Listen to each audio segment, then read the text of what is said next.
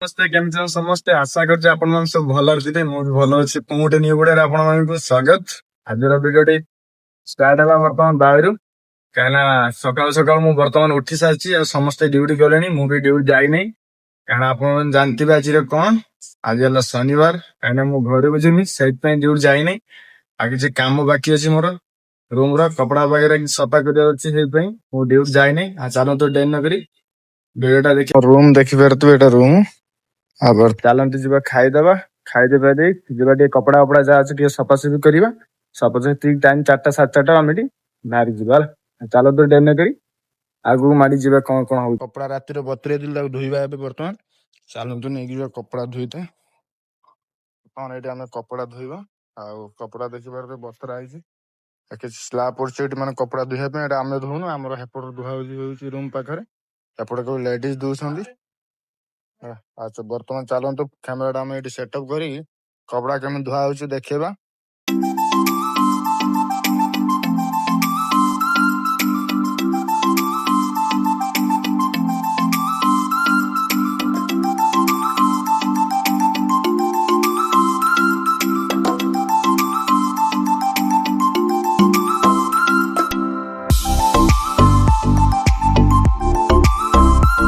ଦେଖିବାର ତ କପଡା ମୋର ଧୁଆ ସଇଲାଣି। ଏତିକି ମୋର କପଡା, ଆହୁରି ବହୁତ କପଡା ସାଇଜ ମୁଁ ଫିଙ୍ଗି ସାଇନି କପଡା।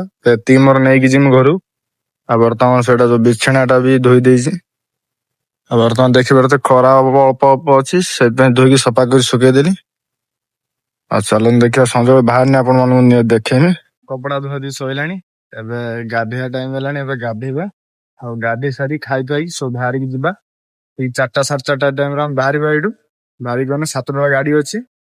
ଆଉ ଡାଇରେକ୍ଟ ଗାଡିରେ ବସିଲେ ଆପଣ ଦେଖେଇବି କେମିତି କଣ ଯାଉଛି, କେମିତି କଣ ଆମ ରୁମ ରୁ ବାହାର ହଉଛି ଦେଖିବା। ଭାଇ ସେଇଟା ମୋ ରୁମ। ଆଉ ଚାଲନ୍ତୁ ରୁମ ର ଭିତର ଦୃଶ୍ୟ ଟା ଦେଖିବା କେମିତି କଣ। ଆଉ ଦେଖିବାର ତ ଏଇଭଳିଆ ଆମର ରୁମ। ଏଇଟା ଆମର କିଚେନ, ଏଇଠି ଆମର ରୋଷେଇ ଫୋଷେଇ ହୁଏ। ଏଇଠି ରୋଷେଇ ସାରିକି ଆମେ ଭାତ ଫାତ ତଳେ ରଖୁ।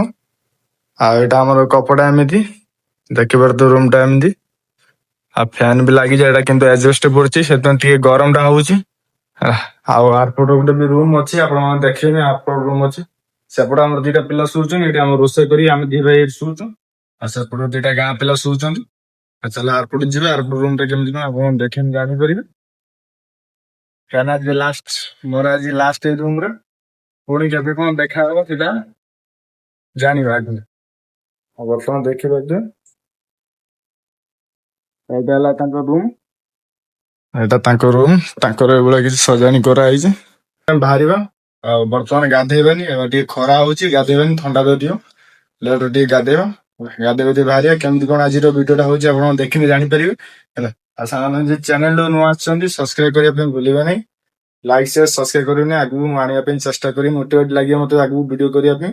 ଏବେ ଚେଷ୍ଟା ବି କରିବି ରୋଜ ବ୍ଲଗ ଆଣିବା ପାଇଁ ଚେଷ୍ଟା କରିବି। ଆହୁରି ଗୋଟେ ଖୁସି ଖବର ଅଛି, ସେ ଖୁସି ଖବରଟା ଆପଣଙ୍କୁ ଜଣେଇବିନି, ଭିଡିଓରେ ଆପଣ ଦେଖିନି ଜାଣିପାରିବେ ହେଲା। ଆଉ ଚାଲନ୍ତୁ, ସାଙ୍ଗମାନେ ଶୋଇକି ଉଠି ସାଇନା ବର୍ତ୍ତମାନ ଯିବା ଟିକେ ମାର୍କେଟିଂ। କାହିଁକିନା ରାତିରେ ଟ୍ରେନରେ ଯିବା, କିଛି ଖାଇବା ରୁମରୁ ବନେଇକି ନେଇକି ଯିବା। କାହିଁକିନା ଟ୍ରେନର ଟିକେ ଖାଇବାଟା ଭଲ ହଉନି। 9ଟା 10ଟା ବେଳେ ଗାଡି ଲାଗିବ, ସେଥିପାଇଁ ବର୍ତ୍ତମାନ ଖାଇବା ପାଇଁ କିଛି ନେଇ ଆସିବା। କିଛି ଗାଧେଇ ପାଧେଇ ବାହାରିବା, ବାହାରି ରେଡି ହେଇକି ଯିବା। କିଏ କିଏ ଯାଉଛନ୍ତି ମୋ ସାଙ୍ଗରେ ମତେ ଛାଡିବା ପାଇଁ ଆପଣ ଦେଖିନି ଭିଡିଓରେ ଜାଣିପାରିବେ ହେଲା।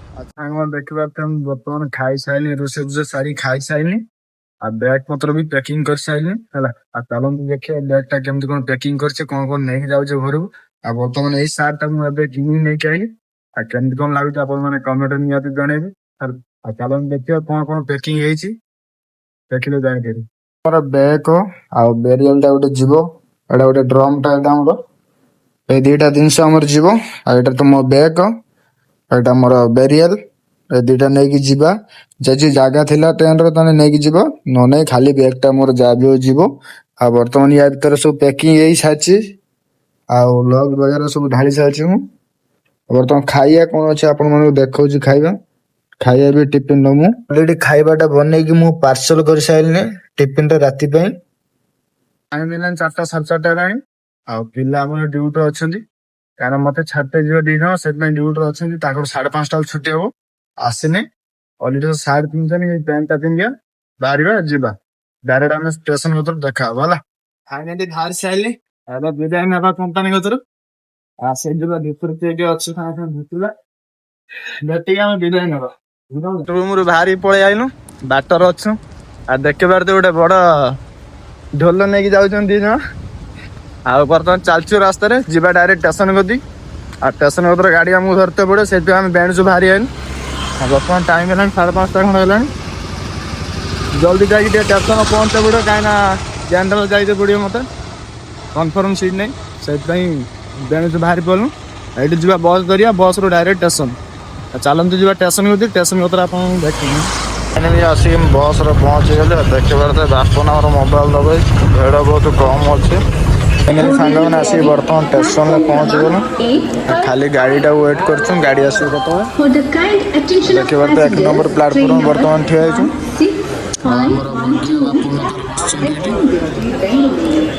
बर्तमान समस्त लोक रेडी है ट्रेन आसापे ट्रेन आसला और 10टा हो टाइम निहाती से अपेक्षा करछूँ भिडियो सांगे एड कर भिडियो भल लगे लाइक शेयर सब्सक्राइब करने बोलिए ना।